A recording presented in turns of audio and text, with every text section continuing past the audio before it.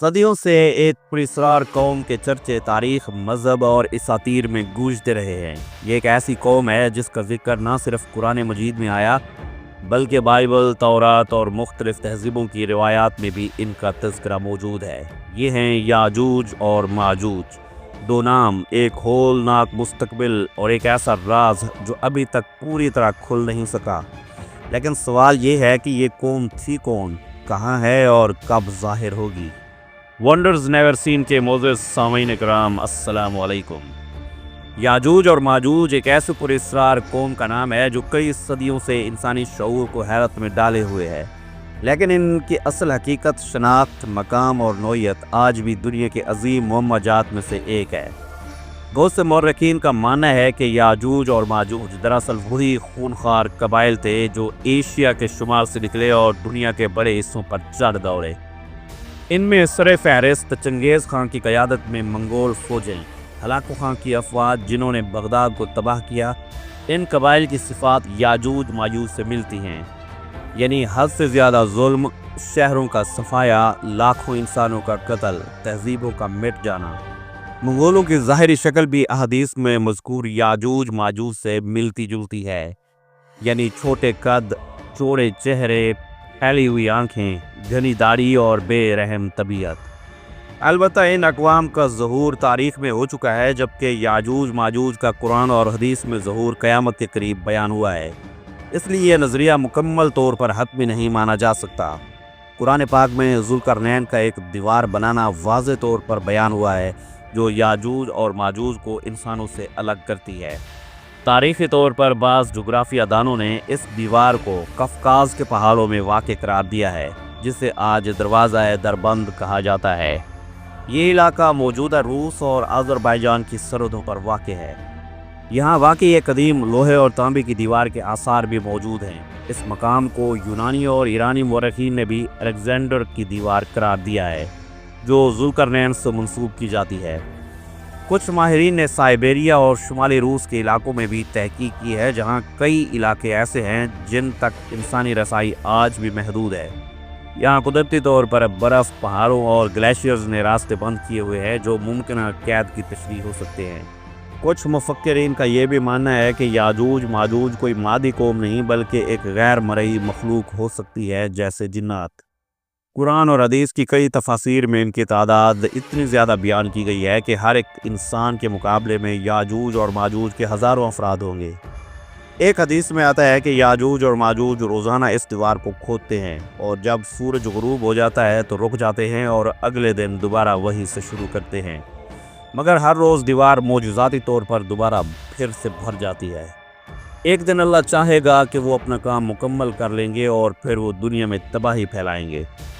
یاجوج ماجوج کا ظہور قرب قیامت کی بڑی نشانیوں میں سے ایک سمجھا جاتا ہے۔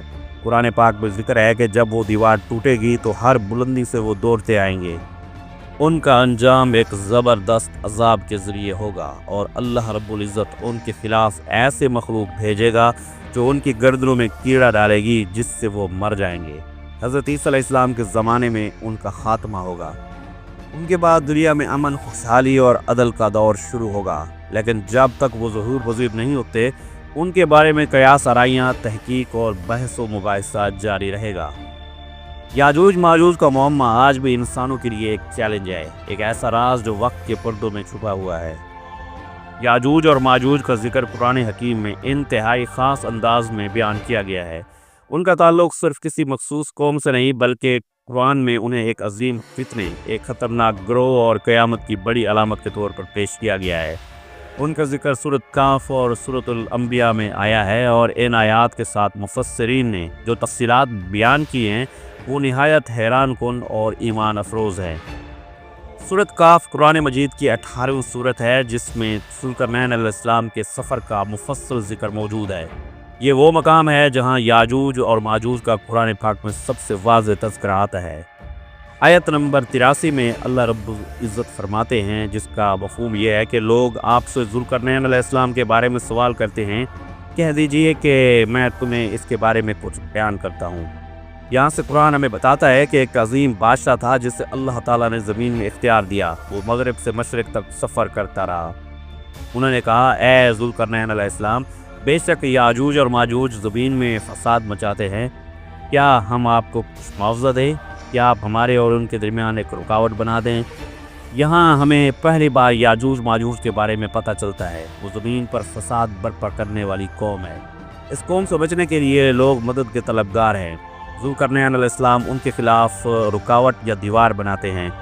آیت نمبر 95 سے 98 تک قرآن پاک میں ارشاد باری تعالیٰ ہے، جس کا مفہوم یہ ہے کہ ذوالقرنین علیہ السلام جواب دیتا ہے کہ اس نے کہا کہ جو کچھ میرے رب نے مجھے عطا کیا ہے وہ بہتر ہے، تم مجھے قوت سے مدد دو، میں تمہارے اور ان کے درمیان ایک مضبوط دیوار بنا دوں گا۔ پھر ذوالقرنین علیہ السلام ایک زبردست دیوار بناتے ہیں۔ لوہے کے بڑے بڑے تختے جمع کیے، ان پر پگھلا ہوا تانبا ڈالا، یہاں تک کہ دیوار اتنی زیادہ مضبوط ہو گئی کہ یاجوج اور ماجوج نہ اس پر چڑھ سکتے تھے اور نہ ہی اس میں سوراخ کر سکتے تھے۔ آیت نمبر 98 میں اللہ رب العزت فرماتے ہیں، جس کا مفہوم یہ ہے کہ پھر وہ نہ اس پر چڑھ سکے اور نہ ہی اس میں نقب لگا سکے۔ یہ واضح طور پر بتاتا ہے کہ وہ قوم موجود ہے مگر روک دی گئی ہے، ان کا خروج اب بھی ہونا باقی ہے، اور یہ خروج اللہ کے اذن سے قیامت کے قریب ہوگا۔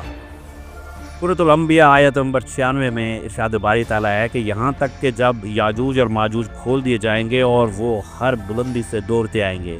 یہ آیت قیامت کی نشانیوں میں سے ایک عظیم نشانی کا اعلان کرتی ہے، یعنی یاجوج اور ماجوج روکے گئے ہیں۔ اللہ جب چاہے گا تو وہ رکاوٹ ٹوٹ جائے گی، وہ ایسی شدت اور تیزی سے نکلیں گے کہ دنیا کے ہر حصے میں پھیل جائیں گے۔ ان کی رفتار کو نسل یعنی بھاگنا دوڑنا سے تشبیہ دی گئی ہے، جو ان کی تیز روی اور پھیلاؤ کو ظاہر کرتی ہے۔ اسلامی عقائد کے مطابق یاجوج اور ماجوج کا خروج قیامت سے پہلے ہوگا، لیکن ان کا ظہور حضرت عیسیٰ علیہ السلام کے نزول کے بعد متوقع ہے۔ حضرت عیسیٰ علیہ السلام جب دجال کو قتل کریں گے اور دنیا میں عدل و انصاف قائم ہوگا تو اس کے فوراً بعد یاجوج اور ماجوج کا فتنہ کھولا جائے گا، جیسا کہ صحیح مسلم میں حدیث ہے۔ اللہ حضرت عیسیٰ علیہ السلام کی طرف وہی فرمائے گا، میں نے ایک ایسی قوم کو نکال دیا ہے جس سے کوئی لڑ نہیں سکتا، بس تم میرے بندوں کو لے کر کوہ طور کی طرف نکل جاؤ۔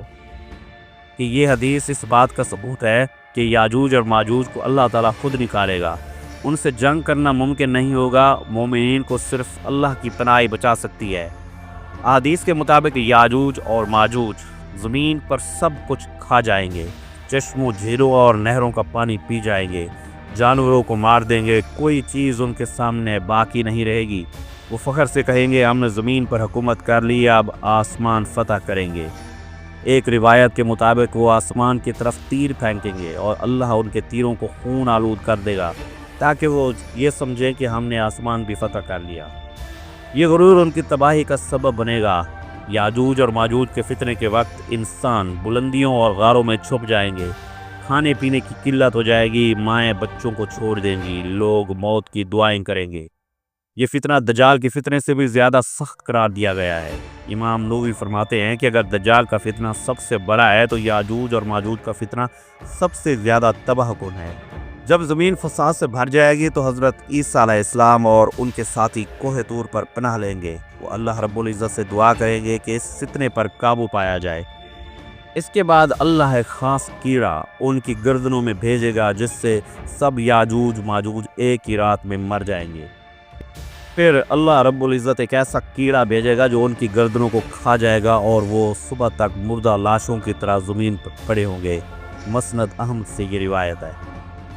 یاجوج اور ماجوج کی لاشوں سے اتنی شدید بدبو آئے گی کہ زمین پر جینا مشکل ہو جائے گا۔ حضرت عیسیٰ علیہ السلام اور ان کے ساتھی دوبارہ اللہ رب العزت سے دعا کریں گے تو اللہ تعالیٰ پرندوں کو بھیجے گا جو ان کی لاشوں کو اٹھا کر سمندر میں پھینکیں گے۔ پھر بارش برسائے گا جو زمین کو پاک کر دے گی۔ یوں دنیا ایک بار پھر امن کا گہوارہ بن جائے گی۔ یاجوج ماجوج کا خاتمہ انسان کے ہاتھوں نہیں بلکہ اللہ کی قدرت سے ہوگا۔